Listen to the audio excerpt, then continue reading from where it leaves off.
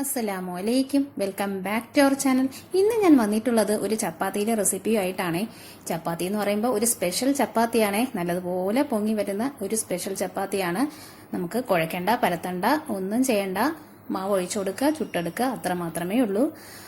അപ്പോൾ ഇതെങ്ങനെയാണെന്ന് കാണിക്കാം. ഒട്ടും താമസിപ്പിക്കുന്നില്ല, നമുക്ക് വീട്ടിലോട്ട് പോകാം.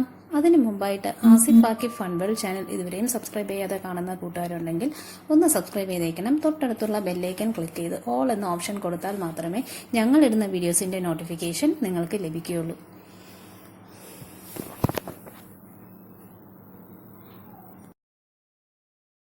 അതിന് വേണ്ടിയിട്ട് ഞാനിവിടെ 1 കപ്പ് ഗോതമ്പ് പൊടി ബൗളിൽ ഇട്ട് കൊടുക്കുകയാണ്. അതിനുശേഷം ആവശ്യത്തിന് ഉപ്പ് ചേർത്ത് കൊടുക്കുക.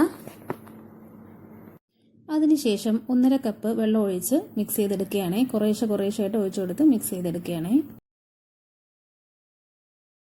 1 കപ്പ് പൊടിക്ക് 1.5 കപ്പ് വെള്ളം എന്ന രീതിയിലാണ് ഒഴിച്ചു കൊടുക്കുന്നത്.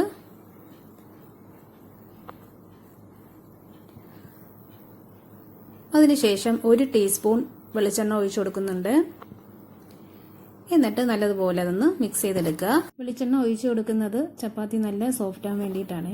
ഈ ചപ്പാത്തി ഉണ്ടാക്കുമ്പോൾ വെള്ളം കൂടുതലും പൊടി കുറവായിട്ടാണ് ഇതിന്റെ ഒരു റേഷ്യോ വരുന്നത്.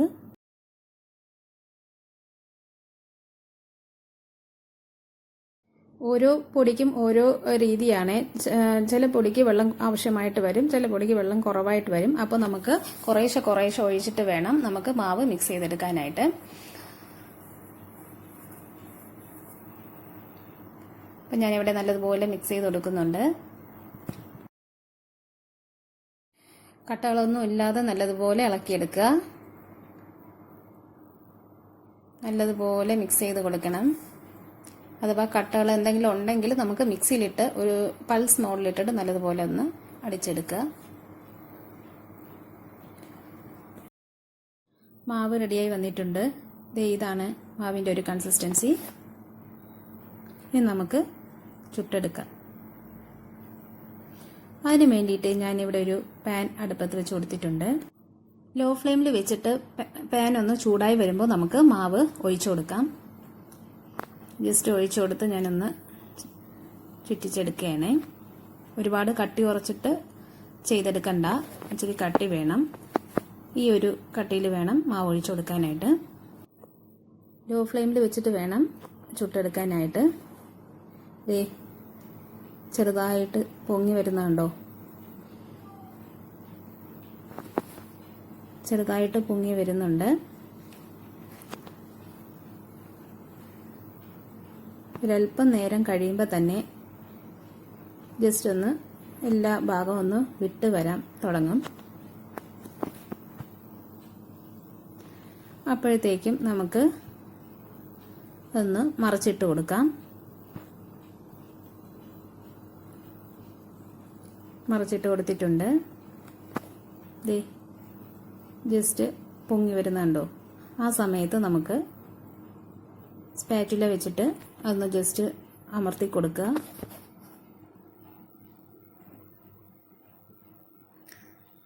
സൈഡുകളെല്ലാം അമർത്തി കൊടുക്കണം.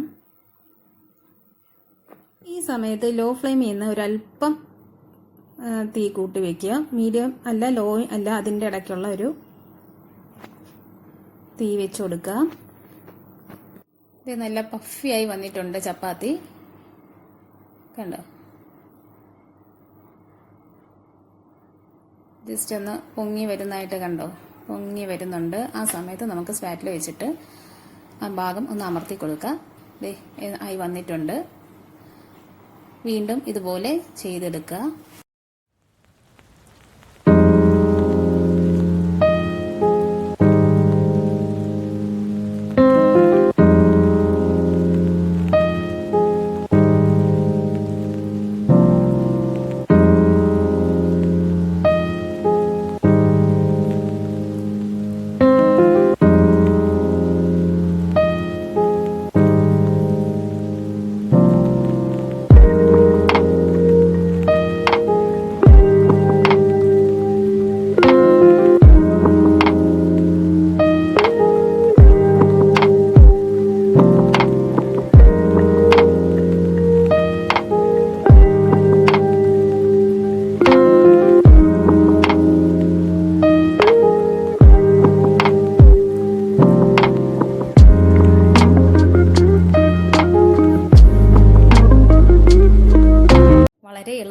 ഉണ്ടാക്കിയെടുക്കാൻ പറ്റുന്ന ഒരു ചപ്പാത്തിയാണേ. നമുക്ക് കുഴക്കണ്ട, പരത്തണ്ട, ഒന്നും ചെയ്യണ്ട. മാവ് ഒഴിച്ചു കൊടുക്കുക, ചുട്ടെടുക്കുക. വളരെ സോഫ്റ്റ് ആയിട്ടുള്ള ഒരു ചപ്പാത്തി റെഡിയായി കിട്ടും. അപ്പോൾ വീഡിയോ ഇഷ്ടപ്പെട്ടിട്ടുണ്ടെന്ന് വിചാരിക്കുന്നു. വീഡിയോ ഇഷ്ടപ്പെട്ടിട്ടുണ്ടെങ്കിൽ ലൈക്ക് ചെയ്യുക, ഷെയർ ചെയ്യുക, സബ്സ്ക്രൈബ് ചെയ്യുക, കമന്റ് ചെയ്യുക. എല്ലാവരും ഒന്ന് സപ്പോർട്ട് ചെയ്തേക്കണേ. ഇൻഷാ അല്ലാഹ് ഇനി മറ്റൊരു വീഡിയോ ആയിട്ട് വരുന്നവരെ tata, bye bye, see you, thanks for watching, by.